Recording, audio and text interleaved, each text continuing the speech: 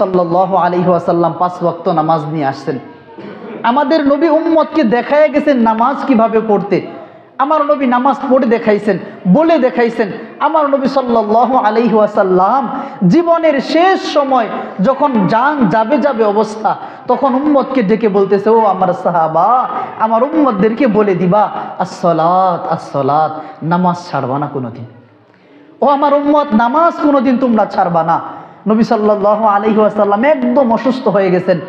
আম্মা জান আয়েশা রাদিয়াল্লাহু তাআলা আনহাকে ফজরের নামাজের সময় বলতেছে, আয়েশা, মসজিদে নববীতে নামাজ হইতেছে, আমার সাহাবীরা নামাজ পড়তেছে, আমাকে একটু গেটের সামনে নিয়ে দেখাও আমার সাহাবীরা কেমনে নামাজ পড়ে। আল্লাহর নবীকে যখন গেটের সামনে নিয়ে গেছে, পর্দা যখন আম্মা জান আয়েশা রাদিয়াল্লাহু তাআলা আনহা সরায় দিয়েছেন, আল্লাহর নবী দেখতেছেন পুরা মসজিদ ডানে বামে সামনে পিছনে সম্পূর্ণ ভরপুর, সাহাবারা থই থই করে দাঁড়িয়ে আছে।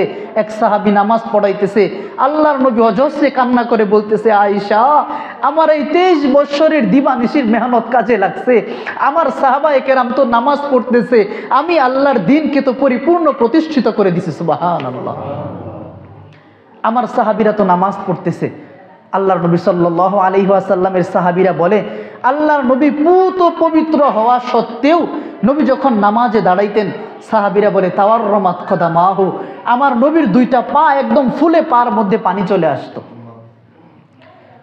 সাহাবারা বলতেছে যে, জানো নবী সাল্লাল্লাহু আলাইহি ওয়াসাল্লাম কিভাবে নামাজ পড়ে দেখাইছেন, যে একটা বড় ড্যাগের মধ্যে যদি পানি ভরে দেওয়া হয়, ওটার নিচে যদি আগুন জ্বালিয়ে দেওয়া হয়, ওই আগুনের উত্তাপতায় যদি পানিটা ডগবগ ডগবগ করতে থাকে, তাহলে বাহির থেকে যেরকম আওয়াজ আসবে, নাসমাউ লাহুম আজিরুন কাজিরিল মিরজাল, আমরা ওই ড্যাগের ডগবগ ডগবগ আওয়াজ নবীর কলিজার ভিতর থেকে শুনতে পারতাম। সুবহানাল্লাহ।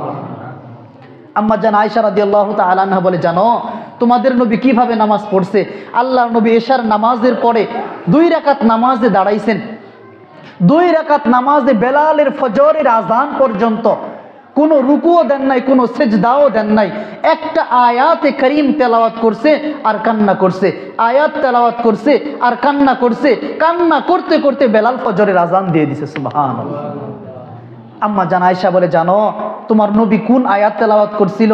আল্লাহর নবী তখন আয়াতে ওই নামাজের মধ্যে বলছে, আল্লাহ ইন তাগফির লাহুম ফাইন্নাহুম ইবাদুক, আল্লাহ ইন তুআযিবহুম ফাইন্নাহুম ইবাদুক, আপনি যদি আমার গুনাহগার উম্মতকে গুনাহের কারণে শাস্তি দেন, আপনি দিতে পারেন। আল্লাহ, আপনি তো তাদের মালিক, আপনি মনিব, আপনার এই ক্ষমতা আছে, আপনি শাস্তি দিতে পারেন।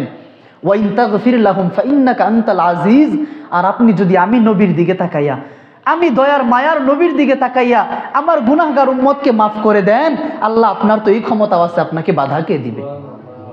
আপনাকে বাধা দেওয়ার মতো তো কেউ নাই। সাহাবীরে, আল্লাহর নবীর একজন সাহাবী বলতেছে, আমি নবীর সাথে নামাজে দাঁড়াইছি, নফল নামাজে।